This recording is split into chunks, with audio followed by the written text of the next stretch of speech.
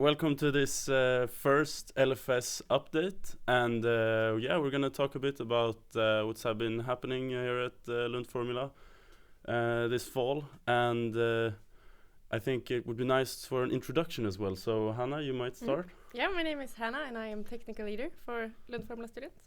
Yeah, and what do you do? Well, thanks, Robert. No, I have a pretty broad description basically, but I work with everything technically related. So try and make sure that we have goals, that we reach our goals. Just make sure generally that everyone is working towards the same thing, basically. Yeah. Yeah. And my name is Robert, and I'm the project leader. So I'm basically doing everything non-technical, if that makes sense. It's a lot with organization and planning and making sure, like outside of the technical stuff, that everyone is pulling in the same direction. A lot of sponsor contact with the school, and generally budgeting and stuff like that. Yeah. So. All right. Could you please tell us, how was the beginning of this semester? What's first things first? Yeah. We introduced the semester by having a kick-off weekend where we gathered everyone and just gave them a bunch of information talking about what we're going to do and what our goals were and or are, and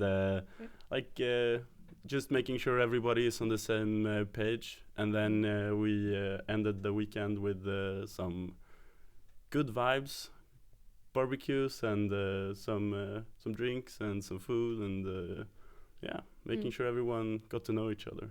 Yeah, I feel like the most important part of that period is just making sure that everyone gets to know each other. So we had a lot of team building activities as well. We had a sitting together with our alumni, which was a great opportunity to create bonds with older members as well, which is something that we value quite a lot. So that was fun. We did a specs, I think. Yeah, we did.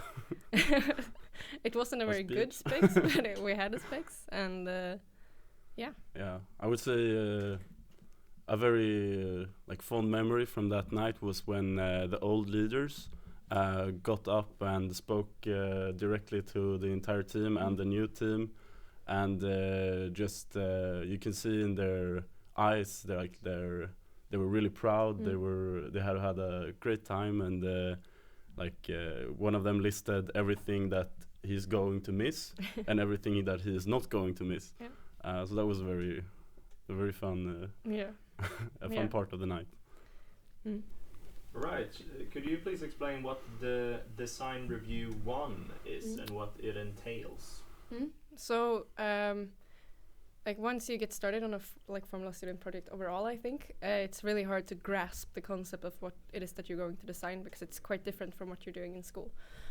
So our first design review was pretty early on in the season. We just wanted everyone to understand their system and present what they wanted to change with it. So setting up their own goals and so on. And then we had some alumni there as well. Basically, during the presentation, everyone is telling the team and the alumni what they have come up with and what their plan is for the fall, and then they get feedback on it. So if something is not really in line with, say, team goals or with what we can manufacture or what's feasible cost-wise, they're what's it called? We usually try to have discussions about it to understand why they want to make the changes that they want to make. Sometimes they're really good, and it's just something that we haven't thought of before previously, but sometimes it's maybe, as you say, a bit out of the scope of what is timely reasonable for someone to do. Overall, I think it's just funny to see the whole team just coming together and understanding their designs, what it is that they're going to do. This is also a great opportunity for the for the team to get to know all the other parts of the car. So during the DR1, we also had our business and marketing team presenting what their plan was. So everyone in the team sitting together, listening to everything that is going on. That's a great way to make sure everyone is aware of why things are like they are, or what if something changes, how that may affect them, and how they might be, and they might have to like make some sacrifices for the team to progress. Exactly. Yeah. Yeah.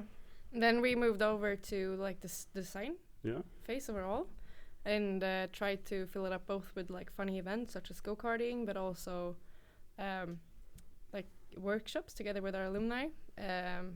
We are having, we actually had a last meeting last week, but we have had CAD meetings every week for the entire season, just to make sure that we are talking to each other, that the design is aligning. It's really hard to see the entirety of the car when you are just looking at your own system. So that's something that we've been working on as well. And during this, in parallel with designing, we have done a lot of trying to make sure everyone at LTH and Lund and Skåne and the world knows about us and that we exist. So one thing we did was closing off a part of a very busy part of campus, and then we took our car out there and just ripped around basically. Well, we tried to, at least in the beginning. Yeah, in the we beginning. Had some technical issues, difficulties in the beginning. Yeah. But then during the later part of it, it was very, very successful. Yeah. We had some nice burnouts and some very nice photos, and so if you haven't already, go watch them on our socials. Yep. Yeah. Was there any specific ideas that arose during the first design review, or any specific feedback that was really instrumental for this specific sub-team to know? Generally speaking, I think it was more of like an overall just check that you have understood your system, basically. And I think the feedback that people got was basically, you're on the right track, but you have missed this and this and this part. So I think that was I'm not sure if they had any like overall sub-team specific things. But yeah, I think, it was quite a while ago. It's my head has been filled with other things since then, but yeah. Yeah, and also since we as Hannah and management and like overall team goals are set, there is nothing that should really stick out too much. So there's the design review one is not really to, as you said, like to see the first iteration and be wowed by it. That would be very concerning if if we didn't know what was about to come. How is the second design review different from the first one? Yeah, there's actually a major difference, especially how we did it this year. It usually differs a bit from year to year, just trying to find the optimal solution, basically. But this year we decided to have the DR2 pretty late, and that was the discussion that we had during spring, basically. But we wanted people to be 90% done with their designs at the DR2. So DR1, very few actually had a design, and then at DR2 they were almost done. So that was 2 pretty long days. We had to divide the team up because it took so much time. But yeah, it was really, really fun. We had a lot of alumni coming as well, giving valuable feedback. And I think overall, like, people think that they're 90% done, but the last 10% is like takes so much time to actually finish those last 10%. So I think it was actually pretty successful to do it like that. And then we also had feedback sessions in between as well, just to make sure that people workshops and CAD meetings and such. Also just to maybe get a bit of a feel for how we set it up. Like design review 1 was more or less 3 weeks into the project, and then or the design phase, and then the DR2 is basically when it's 3 weeks left. So DR1 is a lot to point everyone in the right direction and send them there, and then the DR2 is all about details. So that I would say is like the biggest difference between the 1 and 2. Yeah. Did you notice anything unexpected, or was there something unexpected that happened during the design review too? I'd like to say no. No, but I think overall we were pretty aware of what was going on in the team before DR2. So I'd say that there wasn't anything like surprising on the table. I'm not sure how you feel, but that's how I felt. So I've been like working very closely with it. Yeah, not really any major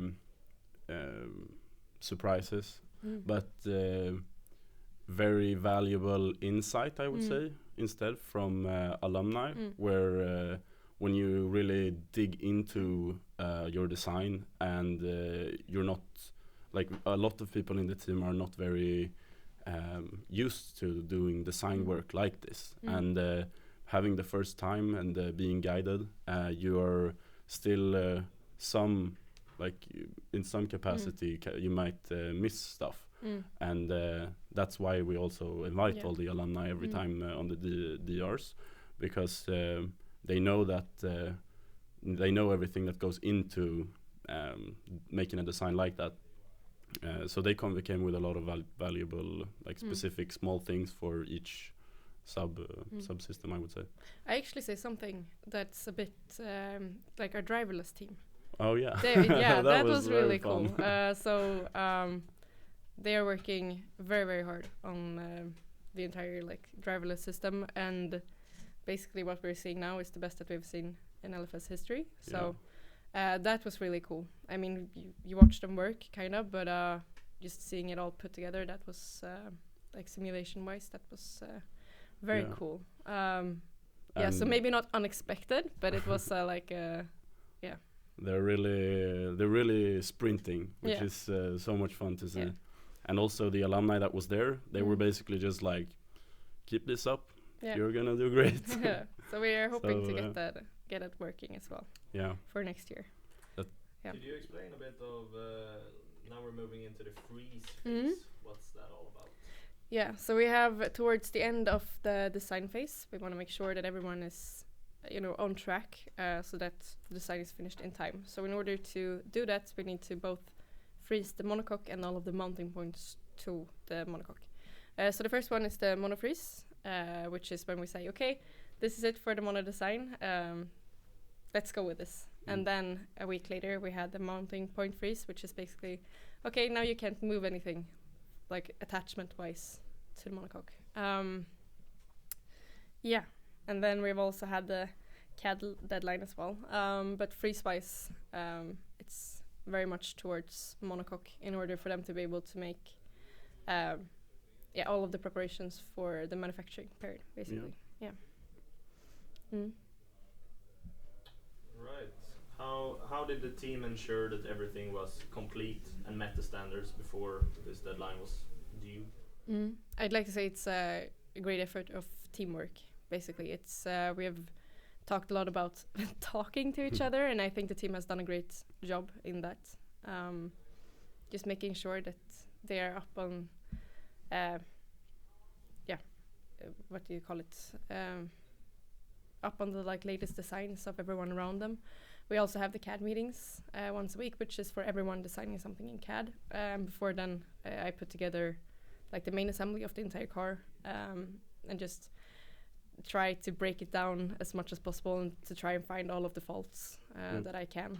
Everything that's bumping into each other and that wouldn't work, and this might be an issue, and but I would also say, as you said before, like it's a team effort, and like being done on time starts like at the kickoff, basically. So we've been doing a lot of planning during the entire fall, like how we would want to lay it up, and then as you said, CAD meetings and talking to each other, like pretty much all the time on a daily basis. You should be in touch with all the interfering systems, and and then being very clear that this is what we expect from everyone, and we want you to succeed, or we want as a team to succeed, and to succeed we have to be done on time. So emphasize that we're on a tight schedule. Like also trying to project our goals to the team so that everyone understands like what we're working towards. I think that's something important. But overall, I just think that our members have done an incredible job with pushing so hard for their designs. I mean, every time that you're designing something, like regardless of what it is, you will face like problems and so on, and they have tackled them. Yeah, and they have tackled them so nicely and just like kept pushing through. So it's I'd say it's the members all the way. They've done a great job. Yeah. Now we're moving into the digital unveiling phase. Can you explain what's that all about? Yeah. Yes, so the digital unveiling is basically us presenting all of our hard work during the fall. Since the car is not physical yet, that's why it's called the digital. We have a render of the car, and as Hanna mentioned before, the main assembly is everything that goes into the car. So we have a render of the car and show all of our sponsors that's contributing to the project, and all the members are there, and all of their families and friends can see what like all the hard work that has been done during the fall. So that's basically the digital unveiling. Also, to get to know the team, if there are people interested in joining, they can come there and talk to us, and we will have sponsors talking about what they do, and showing them and showing what their company is doing, and then also showing off old cars that we have and how the process have gone, like how the evolution has been from year to year. So it's a great way to like wrap up the design phase and show what like LFS is all about, I would say. We're gonna try and bring the simulator as well. Oh yeah. We have rebuilt an old car into a simulator, which is very popular here at office. So if it's nice weather, not any promises, but if it's nice weather, we will bring the simulator as well to the digital unveiling. Currently it's snowing, and it's like on just about zero, so it's very wet, but driving the simulator is a lot of fun. Yeah, so I'll try and bring that as well. Do you have any last thoughts that you want to spread to the world about this last semester that has been? Yeah, overall, a big question. Broad question. Broad question.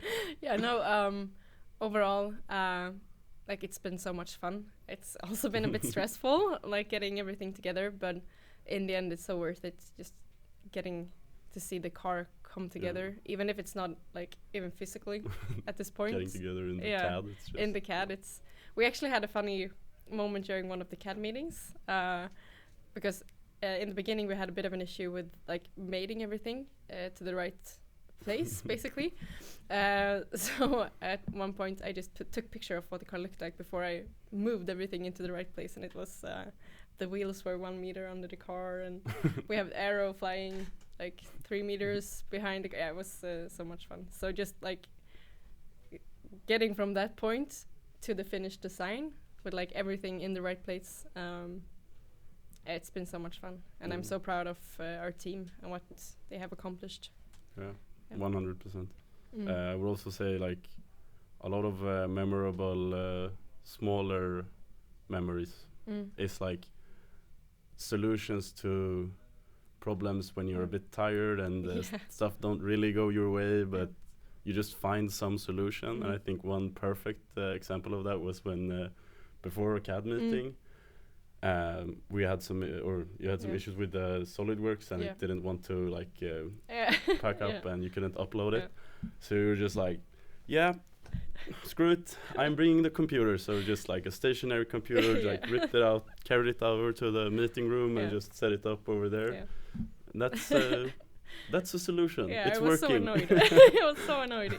But it worked. That was funny. All right, let's wrap it up. Thank you so much for being here with us. Thank you very much.